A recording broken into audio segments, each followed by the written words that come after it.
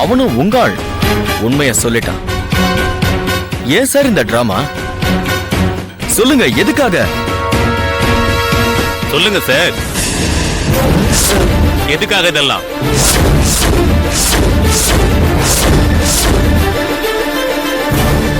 சொல்லுங்க சார்.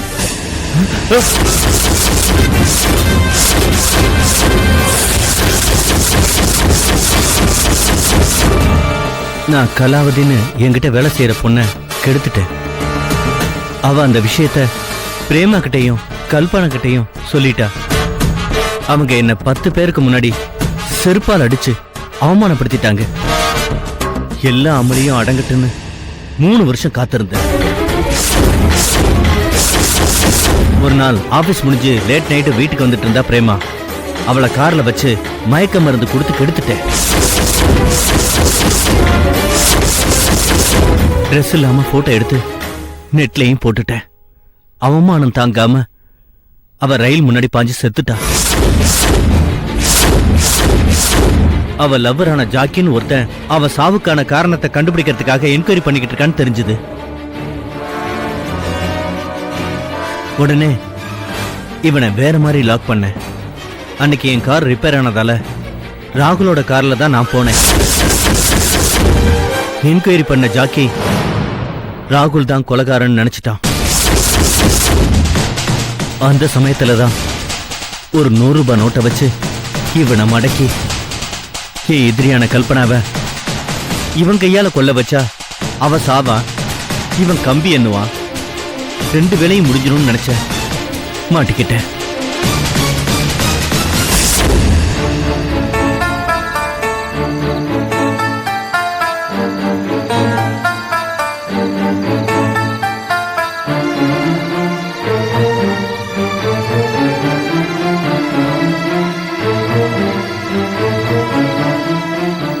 வந்து 1/2 மணி நேரம் ஆச்சு. ஒரு வார்த்தை கூட பேசல. ஏதோ முக்கியமான விஷயம் வேற சொன்ன. என்ன விஷயம் சொல்லு ஜாக்கி.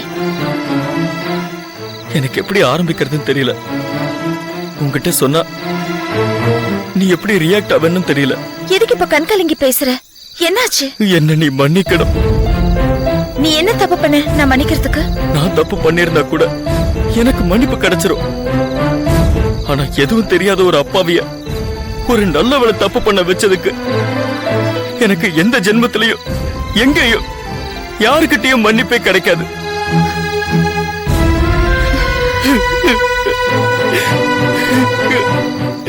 என்ன ஜாக்கி இது? நீ இப்ப என்ன தப்பு பண்ணிட்டு நீ இப்படி அழற?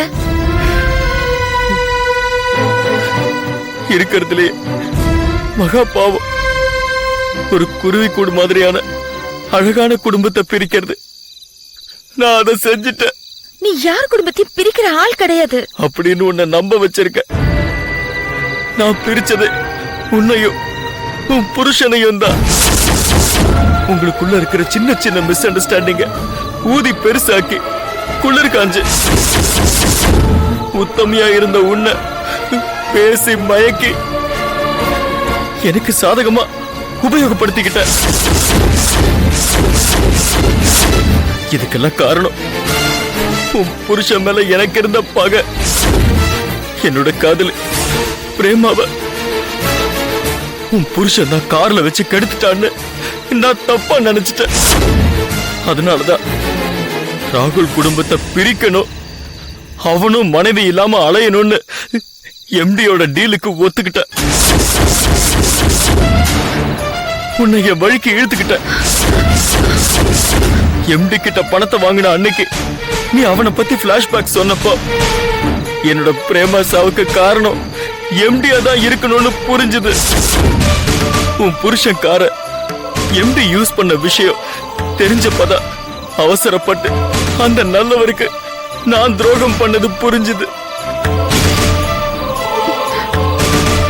எந்த பரிகாரம் பண்ணாலும் அவரோட மனைவியா உன்னை திருப்பி கொடுக்கறதுக்கு ஈடாகாதுன்னு என் மனசு சொல்லுச்சு.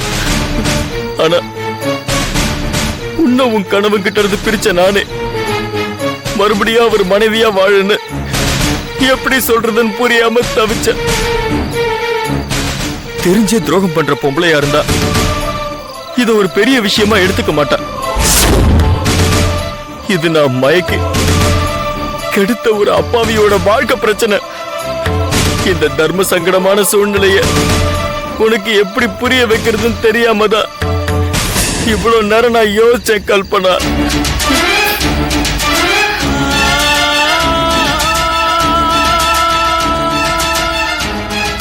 என்ன மன்னிச்சிரு, என்ன மன்னிச்சிரு.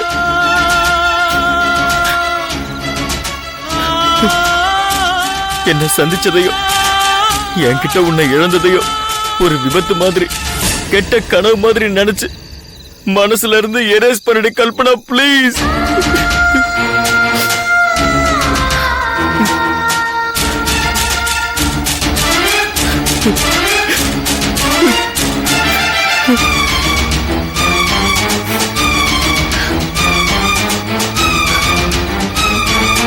தயவு செஞ்சு அப்படி பார்க்காத.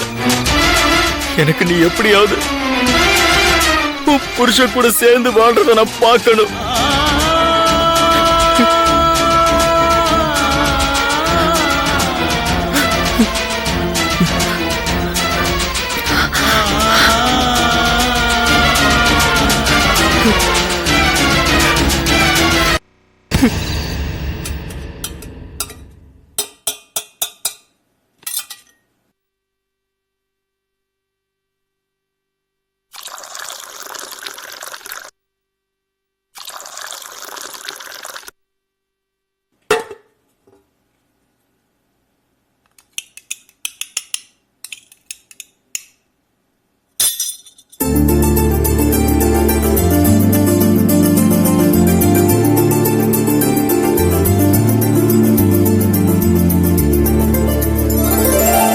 Kalpana, good morning.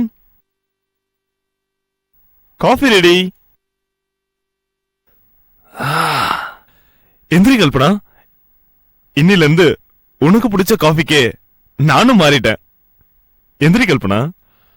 கல்பனா, கல்பனா.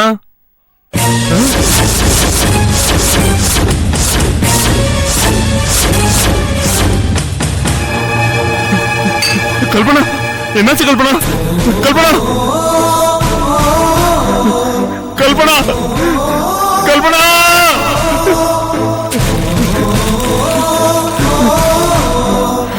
மன்னிக்க முடியாத தப்பை செய்து விட்டேன், மன்னியுங்கள் என்னை. கல்பனா,